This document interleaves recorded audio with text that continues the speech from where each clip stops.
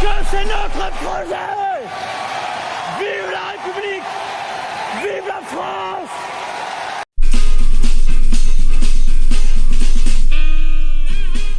Sur les dossiers que j'ai, il y a la société GAD. Vous savez, cet abattoir. Oui, oui. Il y a dans cette société une majorité de femmes. Il y en a qui sont, pour beaucoup, illettrés. Pour beaucoup, on leur explique, vous n'avez plus d'avenir à GAD ou aux alentours. Allez travailler à 50 ou 60 km. Ces gens-là n'ont pas le permis de conduire. On va leur dire quoi? Ah bah, on va pas finir en cause. Entendu, ministre de l'économie. Lui, qui ce matin a dit que la plupart des femmes de la société GAD étaient des illettrés. Alors nous, on vient vous prouver qu'on n'est pas illettrés, qu'on a un permis et qu'il y a aussi des administratifs.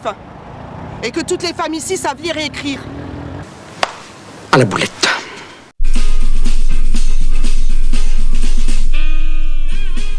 Eh ben voilà, c'est très bien. Monsieur Et alors? Mais moi j'ai bossé. Mais attendez, moi j'ai pas le soin. Attendez, mais moi j'ai pas le soin à recevoir. Si vous aimez pas que la France soit bloquée, arrêtez de la bloquer. Mais voilà.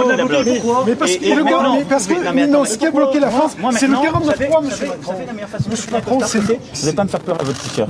La meilleure façon de se payer un costard, c'est de travailler. Voilà. C'est de travailler. On peut dire qu'il a la chance d'avoir trouvé un bon tailleur. Réussir un si beau costume sur un gars aussi mal foutu. Comment vous l'avez prise la phrase d'Emmanuel Macron sur le costard? Ça m'a choqué, oui, mais après, je pensais pas du tout que ça allait prendre cette ampleur-là. Enfin, moi, je me suis dit, bah, c'est normal, il est ministre, il a tous les droits, quoi. Voilà. Sur le coup, j'ai été choqué, j'ai cru avoir mal compris la phrase. Le ton a été un peu méprisant quand il dit pour se payer un costard, il faut travailler. Ça voulait dire vous travaillez pas, quoi.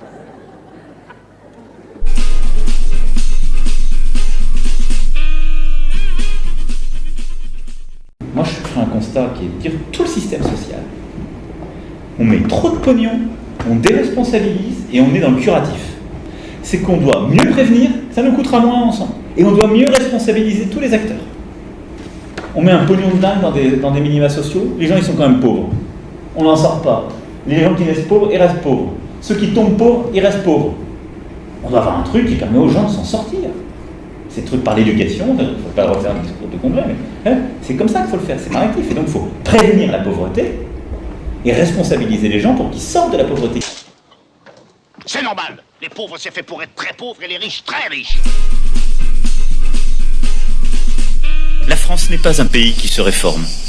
Notre pays ne se réforme pas. Parce que nos concitoyens, parce que vous, aussi longtemps qu'il est possible de ne pas faire les réformes indiquées par les livres ou les procédures, on se cabre, on résiste.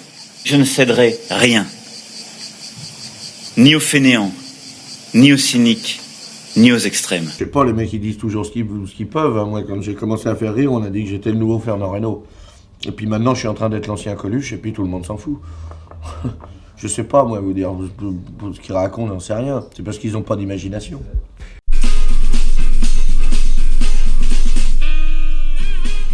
Ne pensez pas une seule seconde que si demain vous réussissez vos investissements ou votre start-up, la chose est faite.